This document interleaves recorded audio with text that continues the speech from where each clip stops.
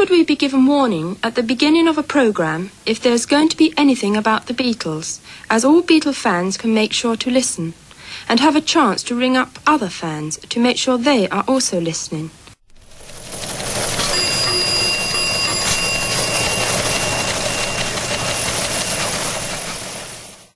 Hi everybody, this is John here.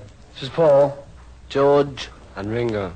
And we're very happy to be on your program once again. Welcome to another Beatles News Brief podcast. I'm your Beatles news guy, Steve Marinucci, the founder in 1995 of Abbey Road's Beatle page, the first working Beatle news site on the internet. Today we have a very interesting show for you, a theme show about the Beatles in Canada. We'll first talk with John Brower, the co-promoter of the Toronto Rock and Roll Revival Music Festival, which in 1969 featured John Lennon, Yoko Ono, and the Plastic Ono Band, and whose performance was immortalized on the Live Peace in Toronto album. The festival was also the subject of the recent movie Revival 69, the concert that rocked the world. You'll also hear how John Lennon got added to the bill, and then almost didn't get there, not once but twice.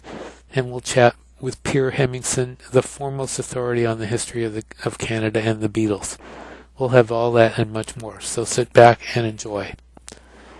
First, here's John Brower, who is a delight to talk to about the Toronto Rock and Roll Revival concert he promoted in 1969 that featured John and Yoko. He also tells some great stories from the concert about some of the other performers, including Jim Morrison of The Doors, Little Richard, Gene Vincent, and Alice Cooper. And he also talks about Geddy Lee of Rush. You didn't know he was connected with the concert? Well, he is, and you'll find out how. So here's John Brower. We're on the phone with John Brower. You were one of the co-promoters of the Toronto Rock and Roll Festival, correct? That is correct. Did you also have any direct involvement with the movie festival, or is that somebody else that did that? No, it's Ron Chapman and Green Siren Pictures, Trish Dolman, producers. Her company's in Vancouver, Ron's based in Toronto. Of course, it's based on my story. I signed over the story rights for the documentary, and as you know from watching the film, I pretty much narrate it. You and Ken had done a number of shows before the Rock and Roll Revival, is that correct? Yes, we did a very big pop festival in June 21 and 22 for 2 days with 25,000 people each day, headlined by the band, Sly and the Family Stone, Steppenwolf, Johnny Winter, Chuck Berry, just a whole list of some of the best bands of the day. Yeah, that's mentioned in the movie. John and Yoko, am I right to say that John and Yoko were not in your original plans for this thing? No, they were not. They were a Hail Mary at the suggestion of Tim Fowler. That was amazing, and even according to the movie, even after John and Yoko entered the picture, it wasn't really certain you were able to get them, correct? Well, no. At the last minute, John got cold feet until he found out Eric Clapton was on the way or at the airport. Mm-hmm. In the film, it's indicated that, and I think actually you used these words at some point where you said they were going to be MCs, which kind of indicates that they weren't going to perform. Was that right? Were they actually? Well, when I invited them to come, I invited them to be the MCs, and John said we wouldn't want to come unless we could play, and I said, you mean the Beatles? And he said, no, me and Yoko, and we'll put a little band together. Ah, okay. That makes sense. And you said, I'm actually getting a little ahead, because down at the end of the film, you said the whole thing came together because of unforeseen circumstances. So it was really amazing that it even happened at all. Yes, because if John and Yoko, or John had not said that and declined, then the investors would not have gone forward with the balance of monies required to make the show happen. Okay. One of the investors was in the office with me when I spoke to John on the speakerphone, and consequently it was like, okay, all right, yes, we'll put up the rest of the money. And you still have all those tape recordings, don't you? No, I have no tape recordings. Oh, the tape recordings that are in the movie Many of them came from Richie York's estate, the journalist, and the others came from the BBC archives. And they were sourced there by Piers Hemmingsen, who has written the book, The Beatles in Canada, Volume 1, Volume 2 coming out. I know Piers. Okay, so Piers sourced them and made Ron Chapman, the director, aware that they were there. Ah, okay. Okay, interesting. At one point in the movie, Klaus Foreman said that John had never been frontman before. Do you agree with that? I do agree with that, because I think that, especially listening to the live tape of the Beatles, August 17th, 1965 at Maple Leaf Gardens, Paul does almost all the talking, all the chatter, introduces the songs. John introduces one song, and it seemed that Paul was, the de facto front person for that band. Okay. There's footage from the festival that's previously unseen. Is that correct? A lot of it. A lot of it. Where did that come from? It came from Iron Mountain, where Pennybaker had put it when he pretty much wrapped up and discussed the fact that, Alan Klein told him that we're not going to give you any permission to do anything. And then only years later, after John had passed, did Yoko agree to let him put together some kind of a, I can't even describe it. It was horrible, Sweet Toronto. And it had nobody in it of any consequence other than the performers just playing a few songs. It wasn't a movie. It was like a home movie. But then Ron Chapman discovered mini cameras there that Kodak had given Pennybaker that hadn't even been processed yet. Film that had been sitting up there unprocessed since 1969. Wow. But Robbie Krieger says that the Doors did not get filmed. They did not get filmed, and apparently Jim did not want to be filmed. Jim was not the Lizard King in 1969 that he was when I brought him to Toronto for the first time in 1968, April 20th. I kind of like to think we started 420, but that might be a stretch. Then the girls were screaming and fainting. I mean, he was the Lizard King. When he came in 1969, a year later, he'd been arrested in Miami. He was facing felony charges. He was a very, very diminished performer, even though his performance was stellar, incredible. But he had his back to the audience the whole time. It was dark. It was at night, late at night. And he started the show with the end, which was the first time and only time they ever did that. Robbie made a point of acknowledging that.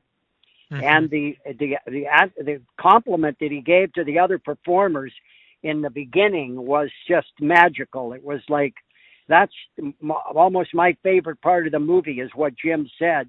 Because I had a kind of a very unique relationship with him, very, very briefly. But when I had to pick the Doors up, I was in 68. I was told to have 2 limos and 6 beers. One limo for Jim with the beers. And the band and the manager jumped in the limo and drove off. And Jim and I were standing at the curb. And we got in the limo and he saw the beers in the opener and had a beer, drained it. And then he had another one. He moved his shoulder at me, meaning, like have one. And I nursed mine down to the hotel. When we got to the hotel, the limo driver got out, opened the door, and Jim stepped out and turned around, looked at me. He goes, "Hey, man, thanks for not talking." I was too terrified to say a word in the car, so we sat in silence for 40 minutes. Robbie told me later that's the best thing you could have done with Jim. That's a great story. Next day, of course, after selling out the show, the agent called me and he said, "You did a great job, kid," because I was 21 then. He said, "And Jim told me he likes the promoter." That's great. That's great. How did you find out Geddy Lee was there? Well, I didn't find out, but Ron Chapman is a friend of Geddy Lee. Oh, okay. Ron, the director, has known Geddy personally for years. Oh, I see. Okay, I didn't catch how he got connected to the movie, and I thought that was really interesting that he was there and he did the interviews. What did you think of Yoko before you met her? Had you heard any of her music before that? I must tell you, no, I had no opinion of Yoko. I was not somebody that hated Yoko because I wasn't trying to be in love with John. A lot of girls and everything in England or whatever fans were mortified that John, the last of the available Beatles, was gone now. She was quite interesting. She stayed at Ronnie Hawkins' house with John when we brought them back in December to announce the Toronto Peace Festival and take them in a private railway train down to Ottawa to meet the Prime Minister, Trudeau, the father of the current Prime Minister. She was very bright and very interesting. She was a woman that was not afraid to speak up and be a voice in the room. And I think that was very early Gloria Steinem kind of the way women should feel, and that they should feel comfortable to participate in conversations. And John gave her an unlimited opportunity to do that by being very comfortable and proud of her. Right. What did you think of her set at the show? Well, it was insane. I mean, it was like something from another planet. It was, I'm surprised aliens didn't show up because it sounded like she might have been summoning them. In fact, there were a couple of people that did say they had an alien experience outside after the show. One of them is one of my oldest friends, and another one wrote a book about it. He lives in Ireland, and he wrote a book about being abducted after the show. Oh my gosh. I don't know. I have no idea. But it was something that was performance art, and it was done passionately. That's the one thing you see. Yoko was in her own world. She was there, and the smile on her face afterwards that she had done this. John had given her the freedom to do it, although at a certain point he tried to pull the plug and, he was saying to her, okay, baby, that's enough, I mean, it went on for 17 minutes. So that's a long time. But it was a beautiful experience, to watch the two of them. And as shocking as it was, that's how powerful it was. And that's what John wanted. I think he wanted to be powerful on their own. And if they did something that had never been seen before, well, more power to them. Yeah, Klaus Warman talks about that in the film, and that's really kind of interesting the way he transformed himself into understanding what was happening. Did all of the John Lennon Yoko set get released? Is there anything that we haven't heard? To my knowledge, no. I'm sure both of the sides were the complete performances by the band and by side 2 or side B with Yoko. No, there's no hidden tracks. Okay. There've been DVDs and stuff of their performance. In fact, as I recall, the music mix on the DVD is different than on the album. I think it's a little rougher than on the album they put out. But okay. There was a similar show, I'm sure you know about it, in London in 1972 with all of the oldies performers, with Little Richard, with Jerry Lee, with Bo Diddley, and also Bill Haley. Did you have anything to do with that? No, I did not. I did not. To the best of my knowledge, the Toronto Rock and Roll Revival was the first time that all of those performers ever performed together on the same stage. Okay. And as you well know, an agent that was up there representing one of the bands. Right. I can't remember his last name. Richard. Are you talking about Shep Gordon? No. Shep was a good friend of ours. That's why Alice was at the show. Richard Nader. And Richard Nader immediately went back to New York and put on Richard Nader's Rock and Roll Revival and made a career for himself out of the Rock and Roll Revival. Sold out Madison Square Garden like every year. God bless him. I met him and we became friends later. I was very flattered by the fact that he did that and that it was hugely successful. And the film says that you guys really launched Alice Cooper, which is really kind of, do you see it? Do you agree with that? Well, yes, I do agree with it. And it also falls under the category of a few fortuitous circumstances. Okay. If Alice Cooper had not been backing up Gene Vincent, they would have played in the early part of the show, late morning or early afternoon. But Gene Vincent insisted on playing at night with the lights on. So he got to come on before Little Richard. Chuck Berry was happy to play any time of the day. Just get me some good musicians and give me my money in cash. So as you saw in Chuck's set, the sun was just going down as he finished. Right. So Alice Cooper now then gets to perform between Gene Vincent and Little Richard in the prime spot on the bill at night with the lights, which made a huge difference. And the fact that the chicken showed up, as Shep confesses to bringing it, I think he took a little bit of artistic license by saying that there were feral chickens running up and down the street. That's not the case. But, he didn't want to bust himself too much. I love Shep. I've known him for years. That's why Alice was on the show, because they were our friends, and we needed to try to get Shep some money. And as I say in the movie, Shep never wanted to miss a trick. Said, well, can you pay us to back up Gene Vincent and pay us again to play? And we just laughed and said, of course. We were only paying them like $500 for each performance. But yes, it gave them a chance to be performing at night when the crowd was really getting built up, waiting for this magical John Lennon appearance. So they were ripe for Alice Cooper. They were ripe for Little Richard. Then they saw John Lennon, and then they waited, and then they got the Doors. I mean, it was an incredible evening of artists, from Chuck Berry to Gene Vincent to Alice to Little Richard to John and Yoko, Plastic Ono Band, and the Doors. I'd like to have that bill right now. I think I could probably sell out a 40-acre field.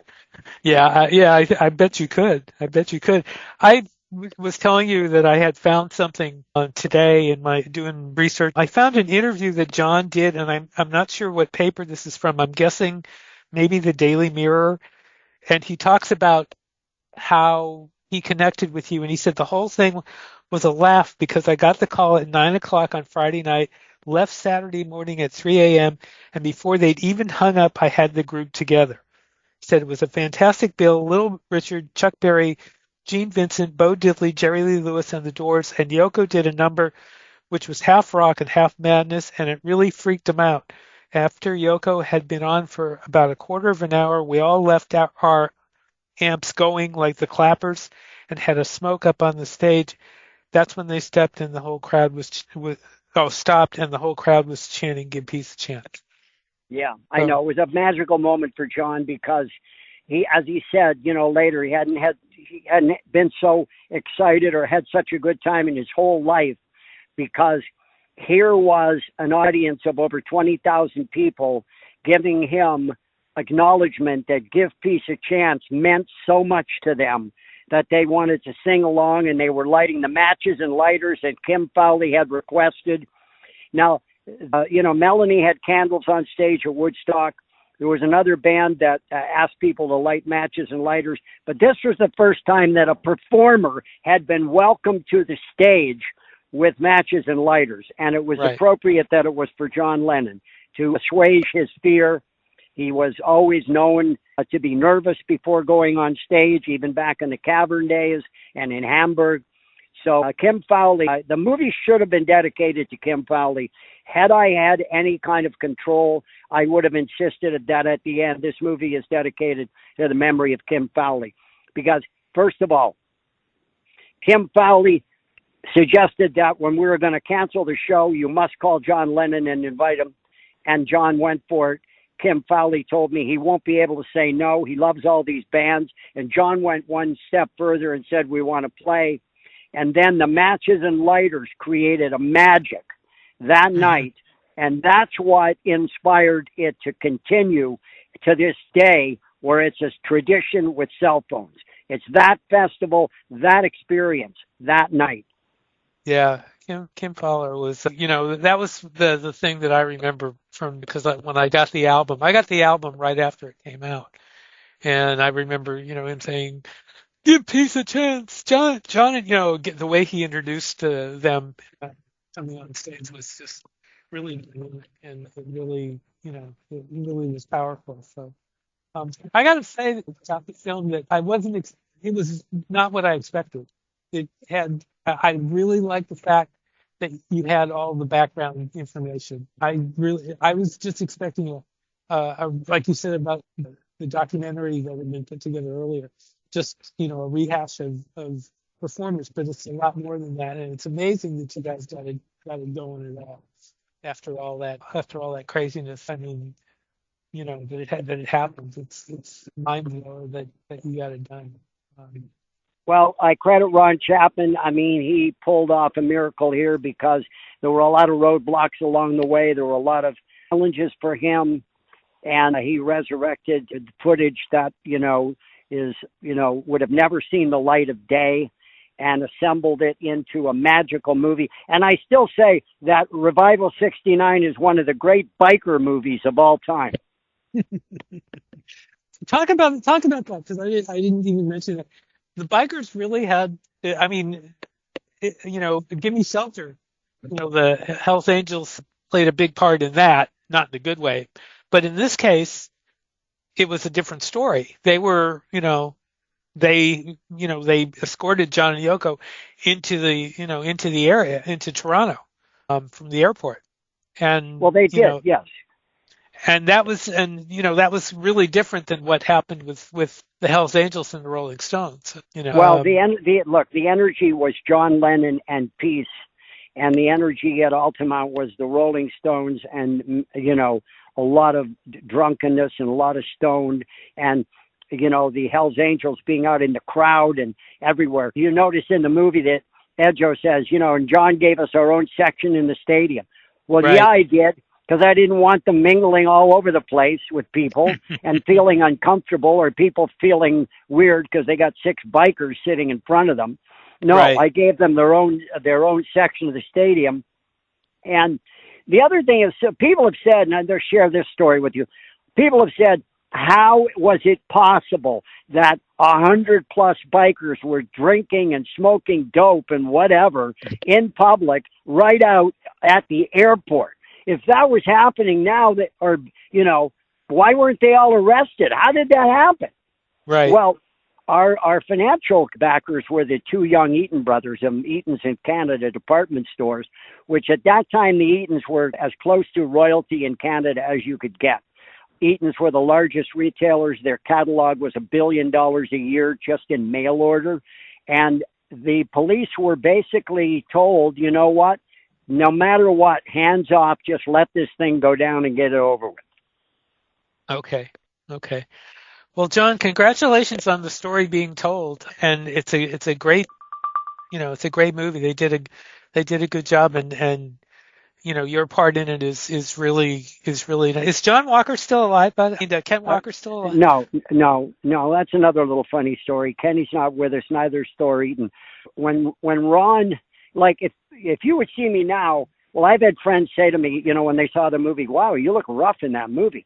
That was 7 years ago that interview with me was done. Oh, really? Because Ron was told in the beginning by Bell Media, who owns Crave, that if you don't get Brower on camera, you're not going to raise money for this movie because there's nobody left to tell the story. And if he dies, you don't have a movie.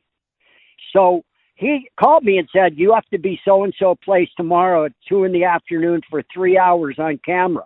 And I was partying pretty heavy with my buddies, doing drinking, smoking dope, hash. We're living the life. And I said, Ron, I need a few days to detox and clean up. Like, we've been on a 3-day bender here. And he goes, no, it's got to be tomorrow at 2:00. So that's what it had to be. And, I looked rougher than a bear turd rolled in fish hooks in that movie. And I just had to roll with it because that was it. Either get me on film or nothing's going to happen. Well, you did a great job, and so did Ron. It really is a good movie. Like I said, I was just expecting a rehash, and it's a lot more than that. You get to hear all those phone calls and everything like that, and all the quotes from John Lennon and stuff, and you even got Yoko. You even got Yoko in there. Absolutely. Yeah. Yeah. Well, Yoko, is a major part of everything to do with John from the time right. we met. I'll tell you a funny little story. Siddons, the manager of the Doors, came to me on the stage when Jerry Lee Lewis was playing and said, listen, Jim and I need to talk to you and John Lennon. Can we do that? And I was saying, yeah. He didn't tell me why. So I get John out of the dressing room, and Bill Siddons goes, John, we would like you to close the show. And John was like mortified. He's like, what?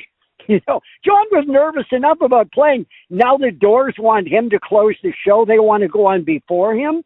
Well, the Doors knew that the show was almost canceled if John had not come on board. So they were afraid that if John played before them, everybody would leave. So John was never told anything about that the show was going to be canceled if he didn't show up. No, that he probably went to his grave not even knowing that. So I'm standing there blindsided, and John is like stammering, like, you're the headliners. And Little Richard was close by, and Little Richard comes over and he goes, I will close the show the way it should be closed, by me, the king. You know that, Mr. Promoter. You know that, Mr. Lennon. You know that, Mr. Doors. And John Lennon and Jim Morrison were like drop-jawed because Little Richard was like spanking them. And he had been complaining about the piano earlier, wanted another one. So I said to him, Richard, thank you. That's a very kind offer, but you're on next. And by the way, that piano, it's my personal one. I had it brought here specially for you. And Bob Lefsetz goes, that was a lie, wasn't it? I go, yes, it was. I was very surprised. Lefsetz just barked at me like, that was a lie. Of course it was a lie, but it got Little Richard to feel better, and he walked away. But about 20 feet away, he went, I am the king, in a high mellifluous soprano. I said to John, why don't you go back in the deaf dressing room? Everything's fine. And I told Jim, and I said to Bill Siddons, I said, look, if John Lennon, if you don't want to close the show, then you don't even have to play. I don't even care. This is about John Lennon. And John Lennon does not want to close the show. You're booked to close the show. Mm-hmm. So Siddons looked at Jim, and Jim says, okay, we'll close. And then he looked at me and goes, but we got to be on stage for John and Eric. And I was like, no problem, because they'd been on stage, watching Chuck Berry and watching other acts, but they wanted to make sure that when John came on, they got to be on stage, and they were, of course. Jerry Lee Lewis was another guy who, wasn't afraid to speak his mind. I know I saw firsthand one night when he almost hit a piano with a whiskey bottle because he didn't like it. Did any of the other performers give you that kind of a situation that Little Richard did? Or was everybody else? Little Richard just complained about the piano and asked if we could get another one, and the answer was no. He wasn't threatening to not play or anything. Nobody complained about anything. I think it was such a beautiful day.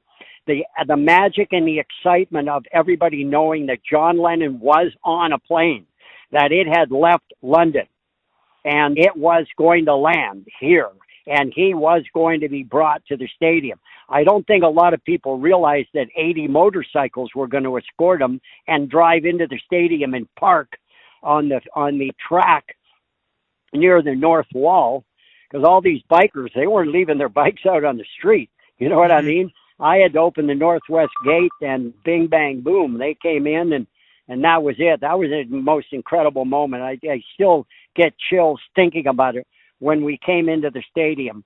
And I just all of a sudden realized, oh my God, he's here. We're in the stadium. He's going to play.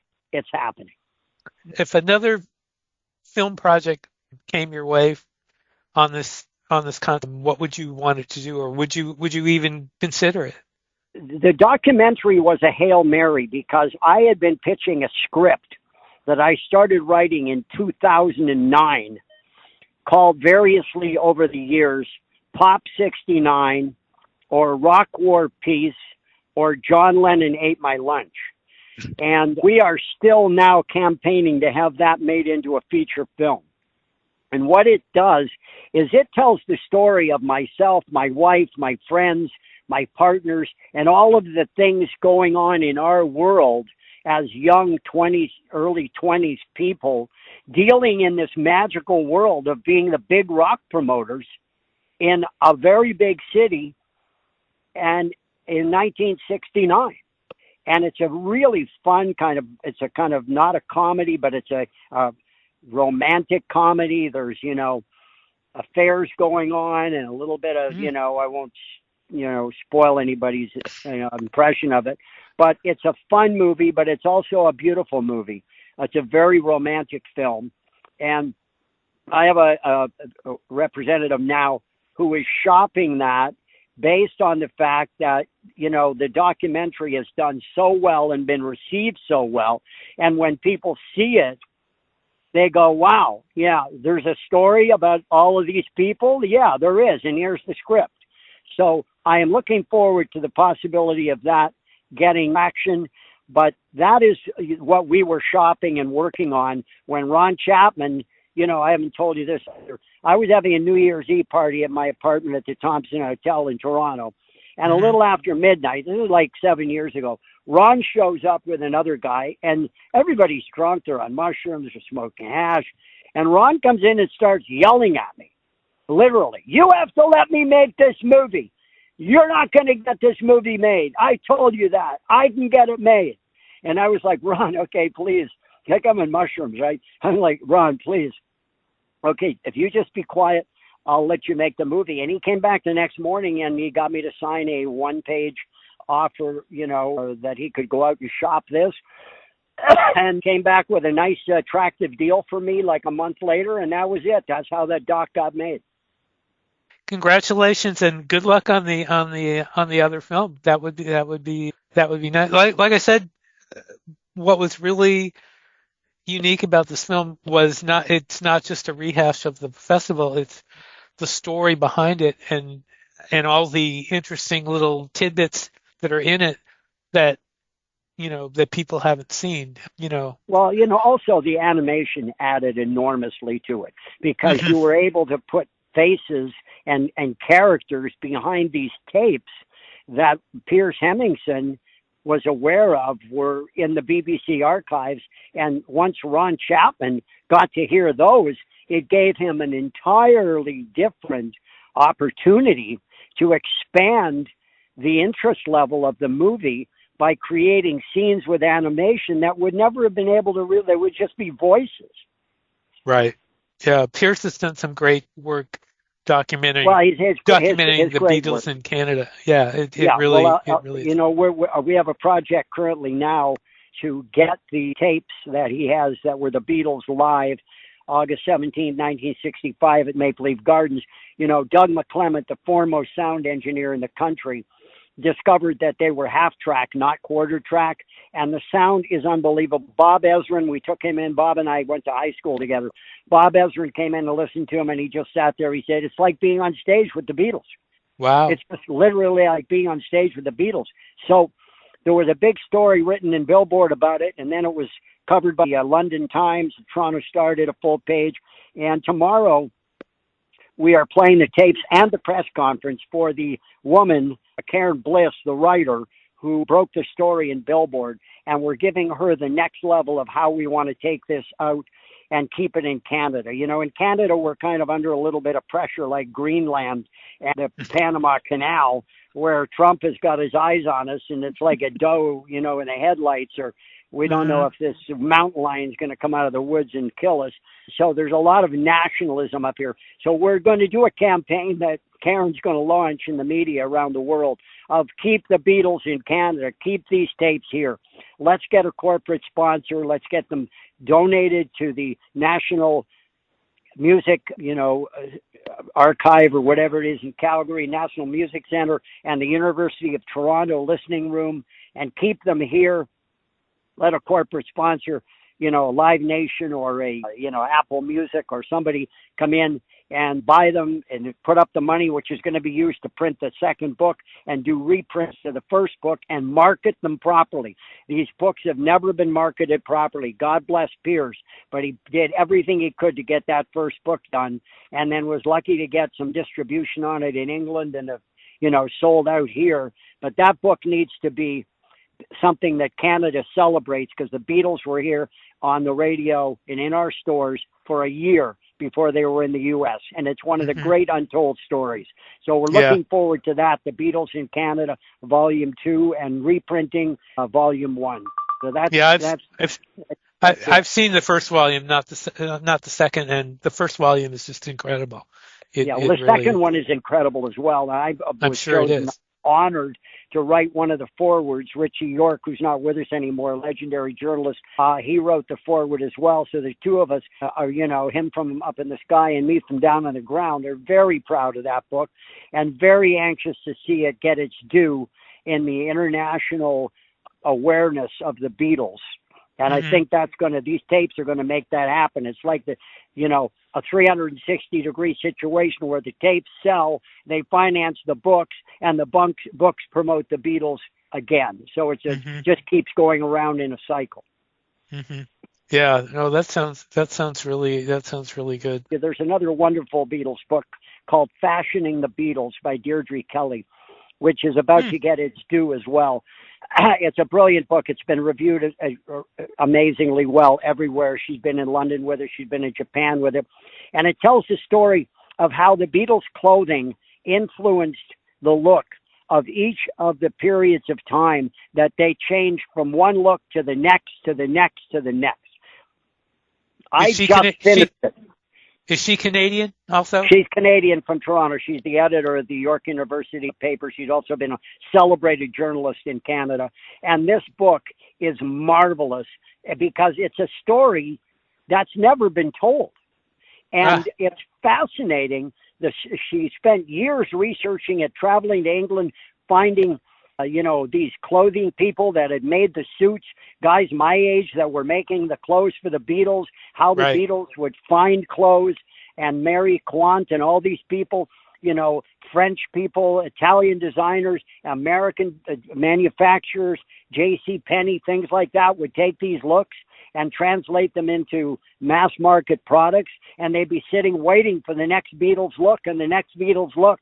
And who knew? Who knew any of this? Right.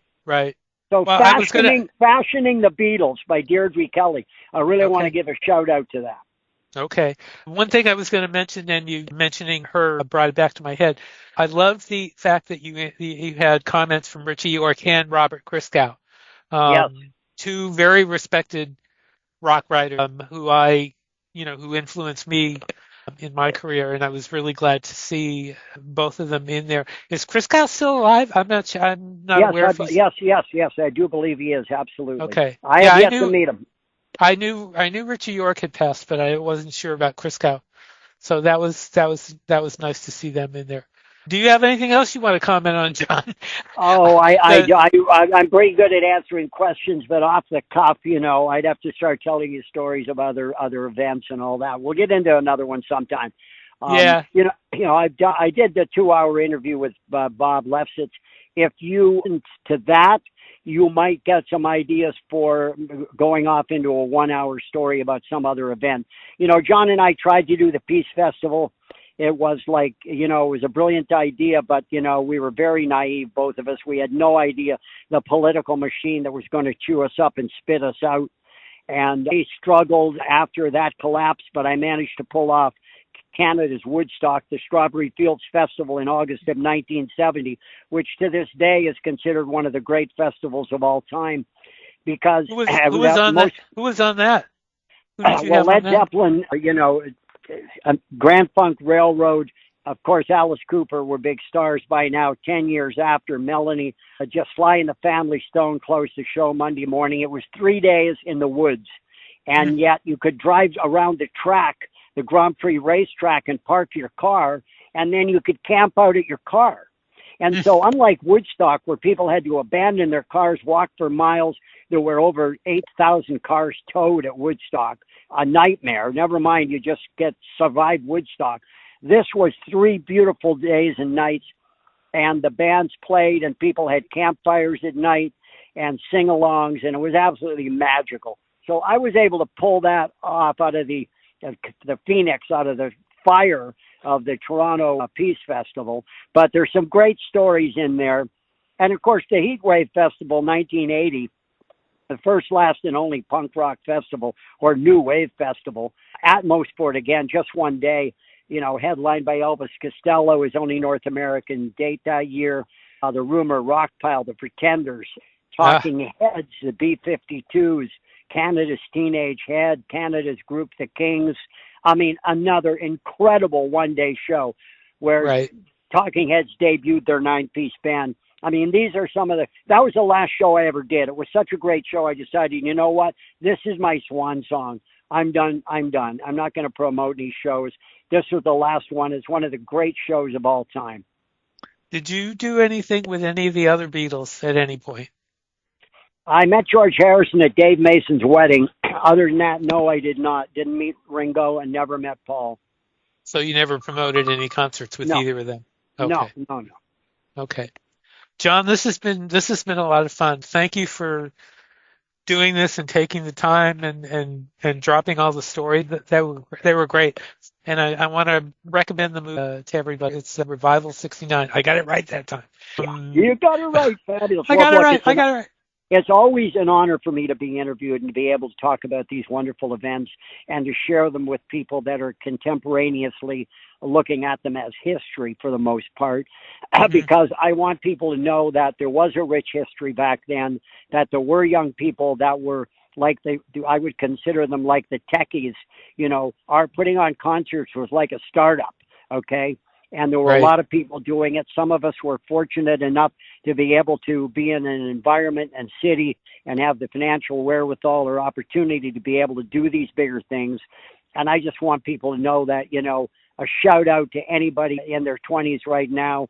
That's an amazing time to live. And I just encourage them to be fearless, because that's what we had to be. Okay. John, again, thank you. And hopefully this is not the last time you and I get together for an interview. Next, we have Piers Hemmingsen, a renowned authority on Canada's history with the Beatles and the author of 2 great encyclopedic books called The Beatles in Canada Volumes 1 and 2. He'll discuss the latest developments on the Beatles' 1965 Toronto concert tapes he discovered that made the news last year, and why he now says that the sound, as good as it is even better than originally thought. And we'll discuss what Peter Jackson told crowds at the Fest for Beatle fans about the Beatles' Hamburg tapes, and what Piers' thoughts are on what may be in store for them, and much more. Here's my talk with Piers Hemmingsen. We are underway. I'm talking with Piers Hemmingsen, who I can honestly say is the authority of the Beatles in Canada. Piers, it's nice to talk to you again. It has been a while since we have talked. It has, but it seems like yesterday. And he's the author of 2 books, The Beatles in Canada, Volume 1 and Volume 2. Based on what I've seen of Volume 1, it is an incredibly meticulously detailed look at the Beatles in Canada. And we'll talk about Volume 2 later on. But let me start. The reason I'm actually talking to you is because I recently talked to John Brower, who's the co-promoter of the 1969 Rock and Roll Revival Festival in Toronto, where John and Yoko and the Plastic Ono Band and old rock and rollers played.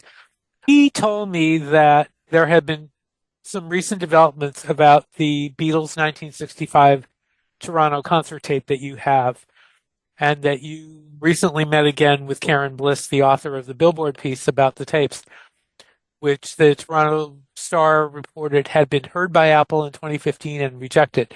But now you have discovered that they're even in better quality than originally reported. Talk about, first of all, how good they are. I mean, if I compare them to, say, the Hollywood Bowl tapes, are they better than the Hollywood Bowl tapes? Well, that's a big question. I'll just step back a bit. Go ahead. Yeah. So back to Apple, and you'd said they rejected the tapes. Well, they never really rejected the tapes. They just, at the time, they were kind enough to bring me over to Abbey Road Studios, and I sat there with Giles Martin and, of course, Jonathan Clyde of Apple, and they had an engineer, and we played, the Beatles set, but it wasn't really what they were after. So what they were looking for at that time was material for the Ron Howard movie 8 Days a Week. Of course, if you looked at what happened there, they actually put the Shea Stadium film out with that film, which was awesome. I loved it. So did I. I did too. but the set is exactly the same pretty much as what was done at Shea Stadium just like 48 hours before the first Toronto show. So the answer to your question, is it better Hollywood Bowl or Shea Stadium? I would probably say it's different. The quality is, what we heard at Apple or at Abbey Road was played on a quarter track system, and it was through John Brower last summer that he was able to connect me with a very, very qualified studio engineer here in Toronto, who just so happened to have access to an Ampex, a large half track tape player, that is similar to the one that was, the format that was used at Hollywood Bowl and at Shea Stadium. So half track, I don't know enough about the technical aspect of things, but there, John Brower and I sat inside the Livewire studio in Toronto with engineer Doug McClement. And incidentally, Doug McClement, I'm laughing because Doug McClement was actually at the Rock and Roll Revival as well in 1969. So everything kind of fits together here with this story. So we listened to it on the quarter track format. And then, Doug said, I've got an idea. Let me try it on half track. So John and I had just sat there and listened to the whole thing on quarter track. And then we thought we were going home. And Doug said, let's give this a listen. And it was like our jaws dropped. So it was, now you could hear Ringo's cymbals. You could hear things on stage that we didn't hear before. So the really good thing about it is that Doug had access to Maple Leaf Gardens archival information, had access to a film of their recording equipment. And, there was an Tech 6-channel mixer and an Ampex half-track recorder. And he compared it to the equipment that was used at Shea Stadium, and it was very similar. Of course, Shea Stadium probably had more of it, but I think listening to it again was really something when it was played on the higher density format.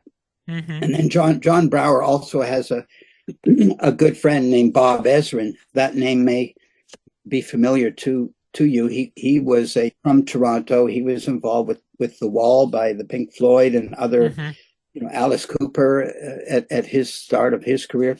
So Bob was invited to listen in as well, and Bob was really impressed with the recording, and we quoted Bob in one of the articles.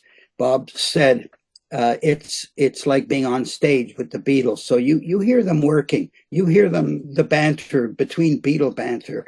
And I remember listening to Ringo and I Want to Be Your Man, and hearing Ringo being so thankful to the audience after he finished the song. And then, the cherry on top was Lennon thanking Ringo for doing such a great job. So they were a working band in 1965. They were they were probably still on a high from Shea Stadium.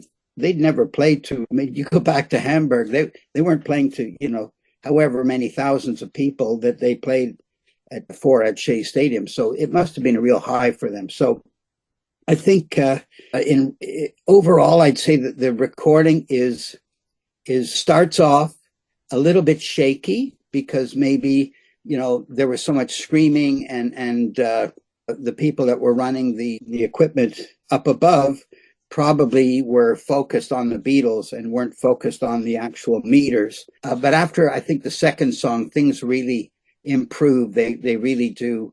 They sound so much more balanced. And I think on the first song, Paul's vocal is kind of missing from the microphone. They fix that by the second song. So it's not perfect all the way through, but I'd say from the third song onward, it's excellent. And the crowd's out there, but they're not dominating what you're hearing. So I would say I don't have access to the master tapes for Shea Stadium or Hollywood Bowl. I always found Hollywood Bowl was great, but there's a lot of, trebly crowd noise, and I don't really get on this recording. But, that's just my ears. Did Apple hear, or did Apple play it in 4-track, or did they play it at the lower quality? In other words, did they hear the same quality that you heard the second time? No. No. They did. So when I got there, I didn't know enough about recording quality. I didn't even know how this thing had been recorded in the first place. It took me about a year to get my own, Sony tape deck after I acquired these tapes. And, for background, I didn't even know what was on them when I bought them. They were just marked Beatles. I assumed it was 1964, but when I played the tapes, it was about a year after I got them. I realized it was 1965, not 1964. So, Oh my gosh. when I went to Abbey Road in July of 2015, they assumed what I assumed. So, they had a Sony consumer type tape player that was brought in by Lester Smith, who was a long time Abbey Road engineer.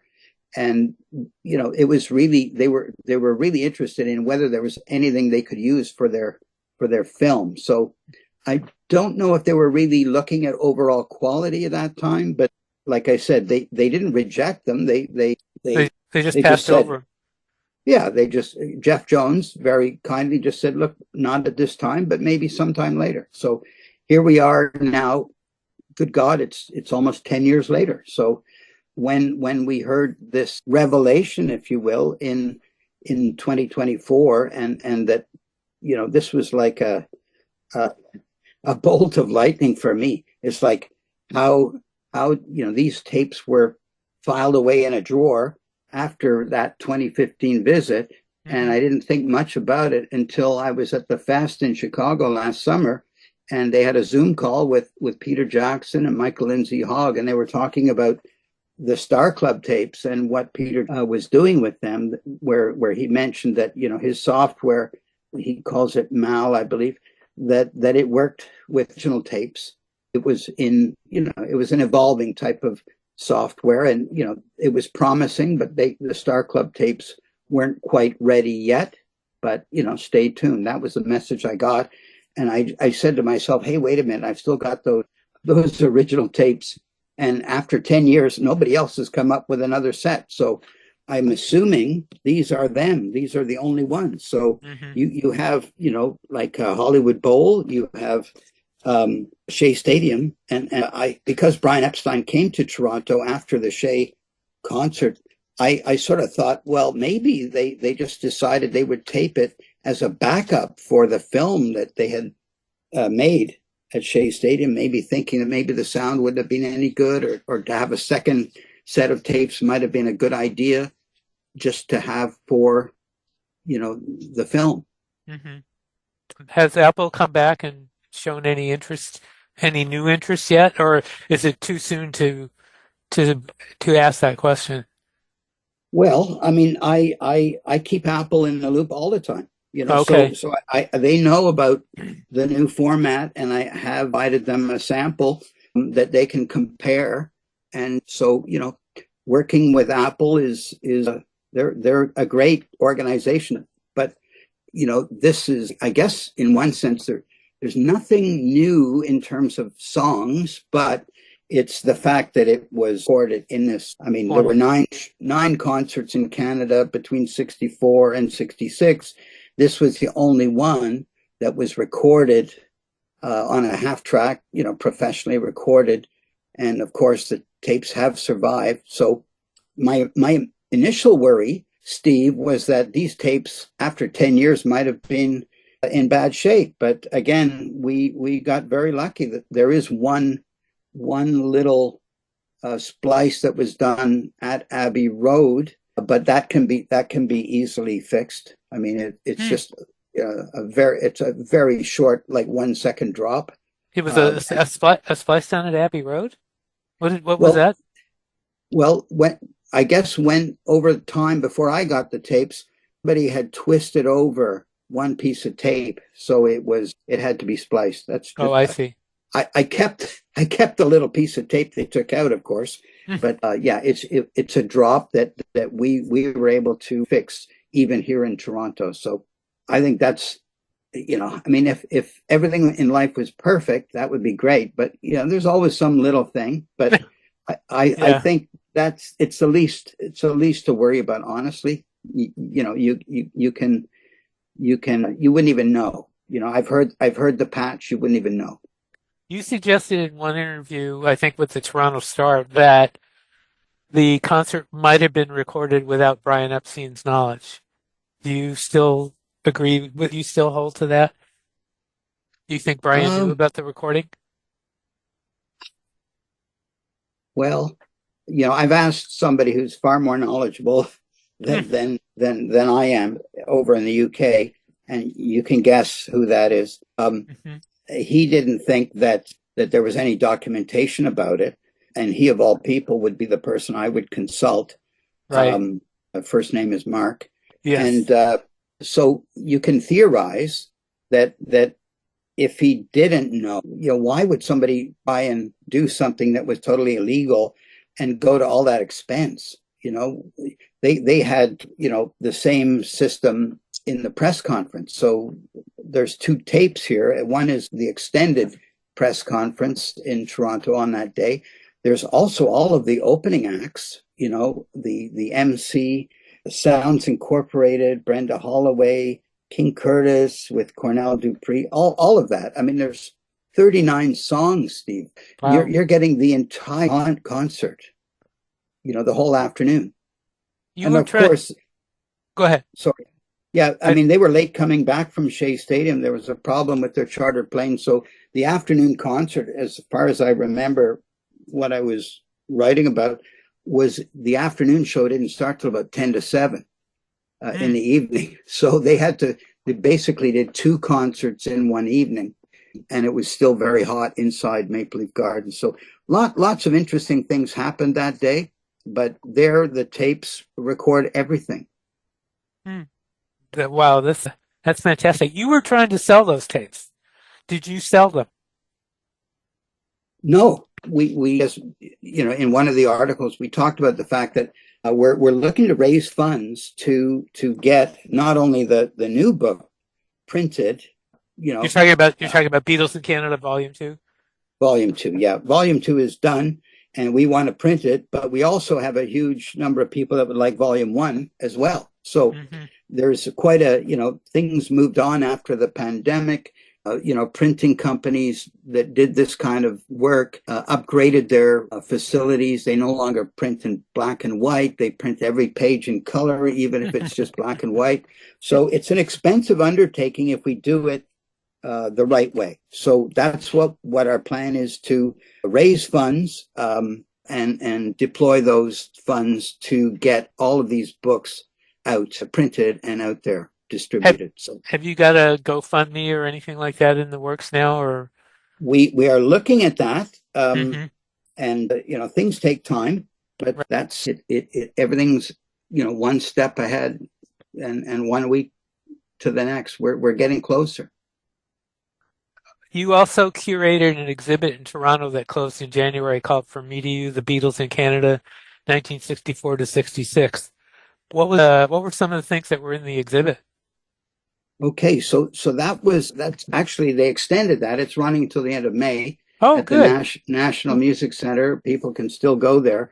And that came through a wonderful guy named Bob Santelli, who does work for, I think now for Bruce Springsteen, his archive, and had worked for Rolling Stone and also the Rock and Roll Hall of Fame. Hmm. And I was recommended to Bob, and Bob had, I guess, a touring exhibit in the States called Ladies and Gentlemen, the Beatles, or I can't remember what it was called, but it was touring for a long time. Anyway, they were interested in Canadianizing some of that. So what's in the exhibit? We cover basically what's in the Red Book, which is how did rock and roll arrive in Canada? Of course, it came through the airwaves from the USA. And how did the Beatles music arrive in Canada before, if you will, it arrived in the USA? So some of those early copies, Parlophone records that were sent to Canada in 62, copies of Love Me Do were sent to Ray Sonnen at CFRB in Toronto. We have that record in there. Dino Corey in Winnipeg at the radio station there, he got a copy. And the third one, which I always like best, was sent by George's mother to George's older sister Louise, who Oh, was living here in Canada at the end of 62. She had moved to Canada in 56, and then she moved to Benton, Illinois, I think in early 63, but Right. she actually received her copy of Love Me Do while she lived in Beck.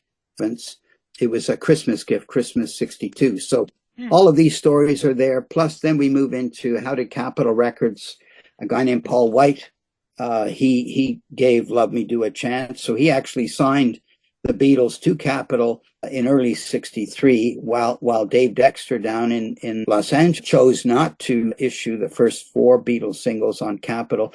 I don't know if Dave Dexter was wrong or not, because maybe they wouldn't have been bought anyway. They didn't sell many copies up here in 63. So we go through that whole thing. And then we of course get to Beatlemania. Beatlemania really hits Canada in late 63 into early 64.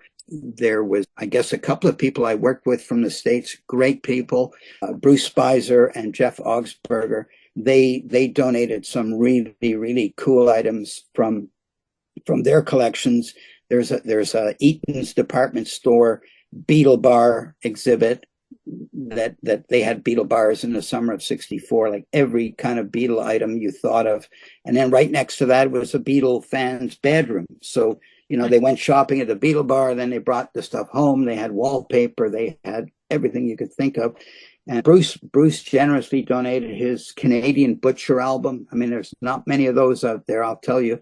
Capitol made sure they were all destroyed, whereas we didn't have any pastovers up here in Canada, but there was 1 or 2 that escaped the destruction order. Wow. And then we get all of the concerts, of course, 64, and then 65, 66. And it's funny, at the time that we were working on the exhibit, that was my first interview with Karen Bliss was while I was out there opening the exhibit, and I casually mentioned, she asked me about recordings. I said, well, there are recordings of some concerts, and I mentioned the one from 1965. So that sort of began the journey of the tapes, that, reviving interest in the tapes started really in July and then carried on from there.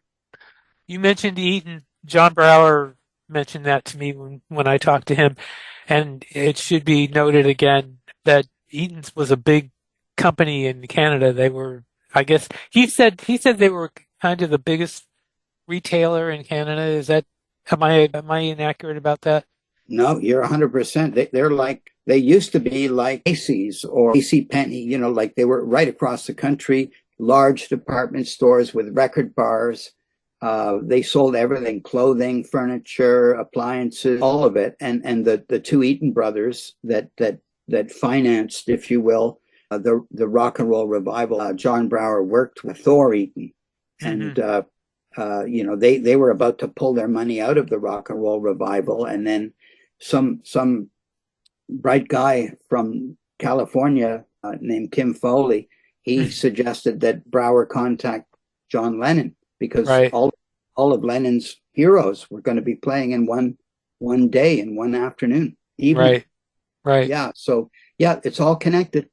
It's all connected. Since we're talking about John Brower and the festival, you sourced some tapes, some of the tapes that were used in the movie. I guess the interviews, or the audio, vintage audio in that movie. Yeah. Is that? Yeah. The phone call from Toronto to London, but you only hear the London end of it. You only hear the John Lennon Yoko conversation. You don't hear Brower on the other side of the Atlantic, but you hear the questions that are being asked, and it really is quite fascinating. That recording, of course, we didn't have any video Zoom call in those days, so it's just audio. And the producer director of the film, Ron Chapman, he very cleverly made it that sequence of the Revival 69 film, and I think it worked out okay. I was very impressed with the audio, how the audio fitted in there. I mean, that really added to the story. And as I told John, I really wasn't expecting much more than just a rehash of the festival, and the movie is a lot more than that. It is.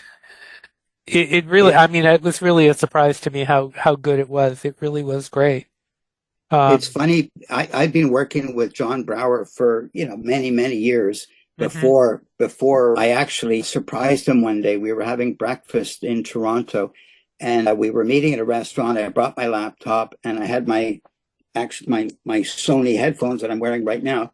And I said, John, you got to listen to this. And I for years I'd heard him describe what happened that day, but his version of the phone call didn't quite match up with what was actually on there. So it's funny how your memory, plays certain tricks on you. I mean, his memory is excellent, by the way. It is.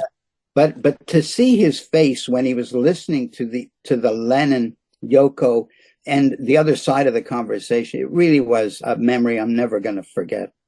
Well, he told me all sorts of great stories that that are in the interview that's in this podcast. And he talked about Jim Morrison. He talked about the motorcycle escorting John and Yoko into the city. Yep. I mean, there were just so many great. He told me a great story about Little Richard. You know that story where Little Richard said, "I'm going to close the show, Mr. Promoter, Mr. Doors, Mr. Lennon." And he was very forceful about that. And I thought that was very amusing. Well, what a show that was. I mean, all those legends on one stage. Right. And of course, adding in the Doors and Alice Cooper and of course, the Plastic Ono Band. I've had the good fortune to, over the years, meet Eric Clapton, Alan White, and Klaus Voormann. I never got to meet, of course, John Lennon, but boy, all those got a leap of faith, flying over to Toronto, rehearsing on a plane. And nobody really knew for sure if they would turn up. It was all just sort of a little bit of, as you say, promotion, promoting how to get a stadium filled with people when tickets haven't sold and you're about to lose your shirt. Well, and the interesting thing about that festival is that there was, he took a chance on getting John as it was, and then he almost didn't get him. I mean, he had to reach back and do a little bit of magic, I suppose that you could call it, and he got him, and it was amazing that he was able to get him. So, yeah, that was a great part of the story. There was the fortuitous part, I think, that really isn't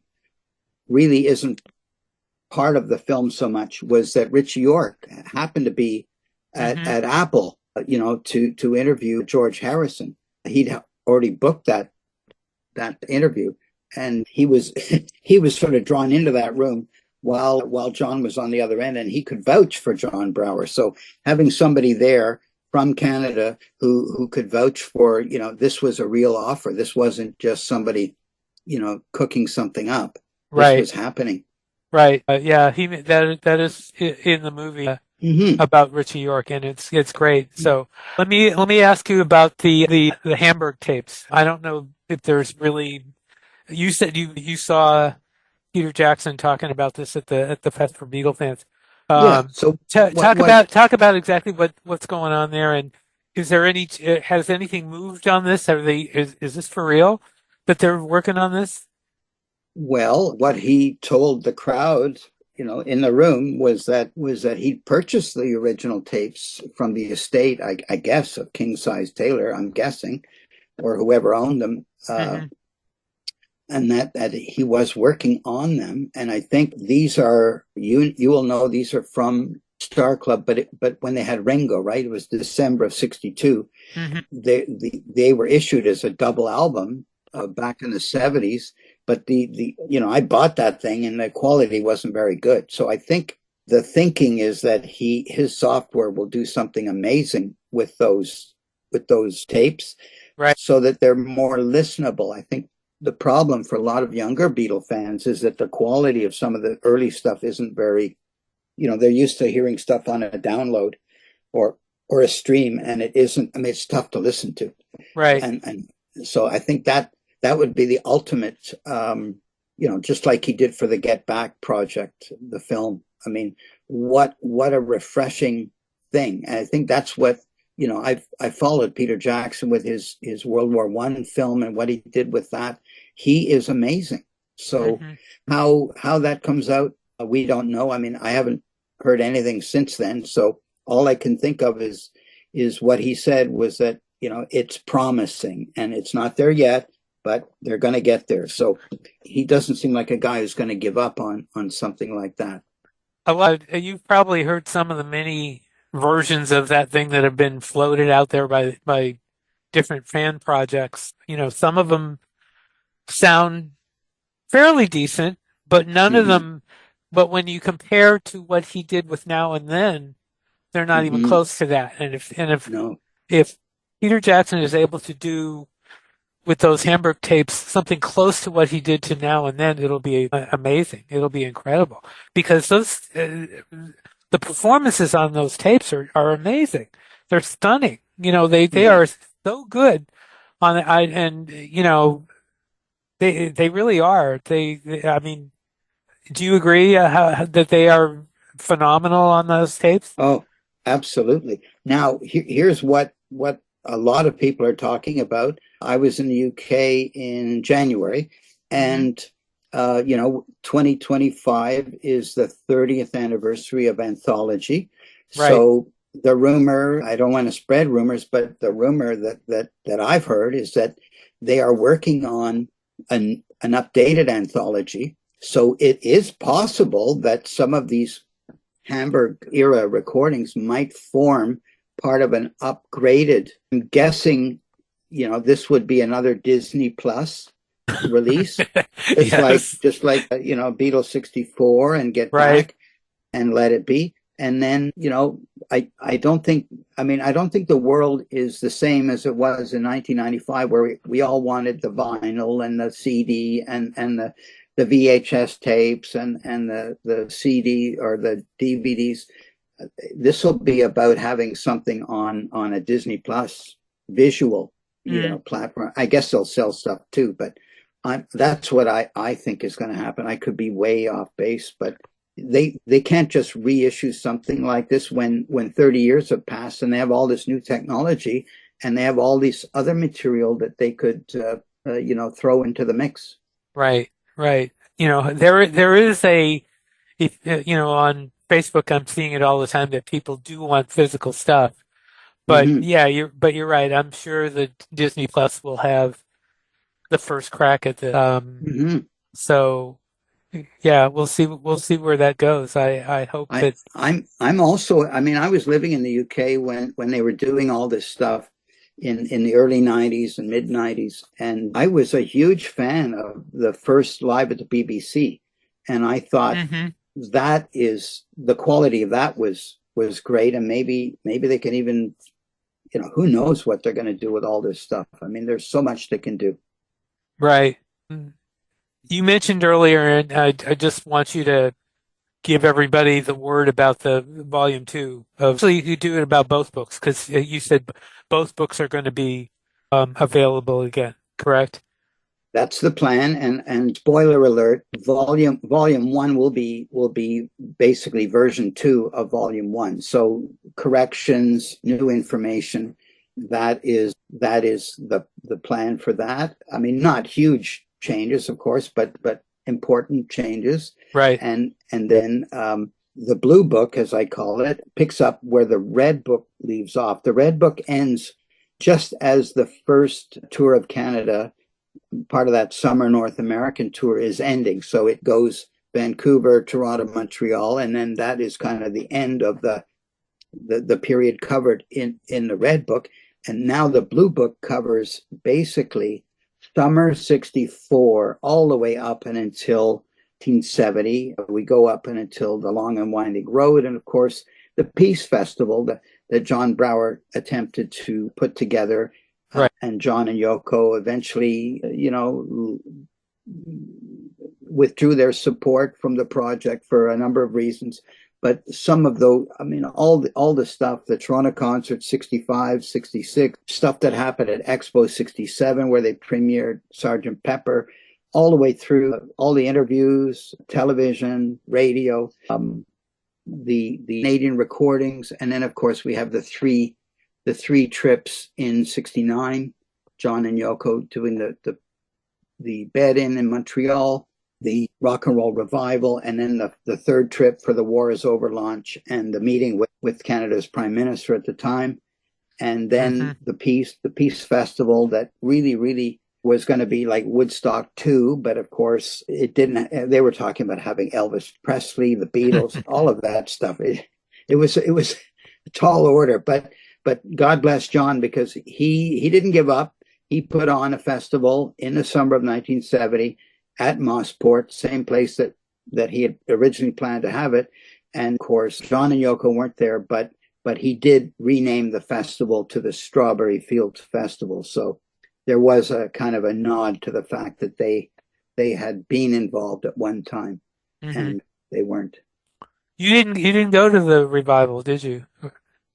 No, I was about 5 hours up the road. If I'd known about it back then, you had to read about it the next day in a newspaper. We didn't have the internet, so I would have been on the first bus from Ottawa to Toronto. But I think it's lovely to know that not only did his phone call, and the urging of Kim Foley result in the Plastic Ono Band coming to Toronto, but it also resulted in an album. One of the albums that was recorded while John was still a Beatle. And it's side one and side two are two different things, but having the movie, having the album, and having history documented in book form like we're going to have, I think it's I've been so lucky. Paul White, who I mentioned earlier, he helped not only with the Red Book, but he was still around. He lived until 2018 and basically gave me everything he had until Let It Be. So nothing is missed. I say, these things are detailed. They're not for the average person. I think this is more for posterity, but to know exactly what happened in Canada, how the Beatles story in Canada was part of the whole Beatles story worldwide.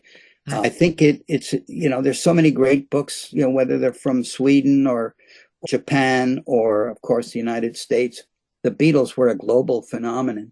And, it's nice to be able to the reason I write books is so that I forget everything. I can go back to the book and remember. So you cannot possibly remember everything. It's impossible. But to have John Brower, I've known him for many, many years, and he's an absolute champion supporter. And I've had a forward from, Richie York, God bless him, who agreed to do the forward before he passed away, and he dutifully sent it to me, and that's part of the book. John Brower has a forward, and we also have a forward from a gentleman named Sandy Gardner. You probably don't know that name, but if you had a copy of the Canadian Beatlemania album, he has a quote on the very front cover. He called Beatlemania a disease, and Sandy was actually the first journalist. He immigrated to Canada from Scotland, and he wrote a review of Love Me Do that appeared in the Ottawa Journal in early March of 1963. So I expect that he was probably the first journalist in North America to write a review of a Beatle record. So he's written a forward as well. So we between volume 1 and volume 2, it's the whole shebang, so to speak. So what's the timeline as far as raising money and the book coming out, so that people get an idea of what they can look forward to or look ahead to? Well, if it was up to me, it would be like tomorrow, but things don't happen that quickly. So I think John Brower is a promoter. He's been very, very instrumental in getting me this far, and I think we're going to finish it off very soon, and stay tuned. Okay. You don't want to give me you don't have a publication date for the new books yet, or no? I don't want to give that away just yet. Okay. I think that's, but you have something firmed up, though, is what you're saying, is what I'm getting, is that you know where you're headed, in other words, right? Absolutely. But I was at the fest in 2019 saying the book would be out, soon. And here I am in 2025. So I know somebody else who's in the same predicament. You have to have it just right. It has to be what it's supposed to be. And I know when I did the Red Book, that took a number of years, and it was late, and we got there in the end, and people were happy with it. So I have a hope that people will be more than happy with volume 2. Okay. All right. Well, Piers, best of luck with the books. Thank you, Steve. And thank you for going through all that information. That was tremendous. That was, combined with you and John, we've got kind of like an encyclopedia of the show here on the Beatles in Canada, and it's great. And anytime, if there's any more developments on anything, feel free to. I would love to have you come back and talk about it. Well, God willing, we'll be doing this in 2035. If we can do this again, if there's more to be heard, if the story advances and we have something to talk about, I would love to have you come back. So good luck in your research and with the tape. I hope we get to hear that tape soon. Well, that was going to be my parting shot for you, is that I'm just a custodian. These tapes have to be heard by Beatles fans, and I have a feeling that they'll be part of what people are going to listen to for many years from now. So there we have it. There we have it. Thank you again, Piers. Okay, Steve, you take care. You too. And here's a few reviews for you all. First of all, CBS's Ringo and Friends at the Ryman Special was a delightful tribute to the Americana music that Ringo has always loved. The show was a love fest of the Beatles by the guest artists, and a great trip back into history for Ringo, both personally playing on the Ryman stage and singing the Beatles songs that shows how much he loves country music. Ringo also talked about how country music affected him with some delightful and anecdote-filled interviews, and showcased his new album, Look Up. There's a great joy that's all over this special, and even Paul McCartney gets into the act by making a cameo appearance. For me, though, Molly Tuttle is the second star of the show. Her voice has such a vibrancy to every song she performs. I especially like the version in the special of I Don't Want to Spoil the Party she did with Sheryl Crow. If you missed the show, it's now streaming on Paramount Plus and without commercials. As far as Look Up goes, the album takes some listening, but it's worth the time. Ringo has never sounded more comfortable in his solo years. The Molly Tuttle songs, there's that name again, are my favorites, especially Can You Hear Me Call? She's really a treasure. Ringo is having a great time, and it's very evident. I think this one will be around for a while. And then there's George Harrison's reissue of Living in the Material World. It has a new mix by Paul Hicks. Didn't mean that for that to rhyme, but anyway. And a second disc of album outtakes if you buy the 2-disc version. But the streaming versions have George singing Sunshine Life for Me, which Ringo also recorded, and the deluxe version also has an instrumental version of that song. Both of these should have been available with the 2-disc version. Fans shouldn't have to pay big bucks for those 2 songs. But the album itself sounds great, and the outtakes, as few as there are wonderful. Too bad there's not more. We saw Peter Asher performing locally over the weekend, and as usual, it was a delightful show, with Peter running through the Peter and Gordon hits and talking about his celebrated career producing albums for artists including James Taylor and Linda Ronstadt, his Grammy Awards, and also being given the royal honor as Commander of the British Empire in 2015. For those who have seen the show before, this edition has a new section with a clip from the Beatles' Get Back film, where Paul McCartney mentions Peter and Gordon. All in all, it was a great evening and well worth catching if it comes to your town. And that's all we have for now. Thanks for listening. Please subscribe where you get your podcasts from, or for more of our thought-provoking must-hear Beatles talk. And if you would, we would really appreciate if you'd leave us a review, hopefully a good one, because Google loves good reviews and subscriptions. Until next time, this is Steve Marinucci saying, Be seeing you.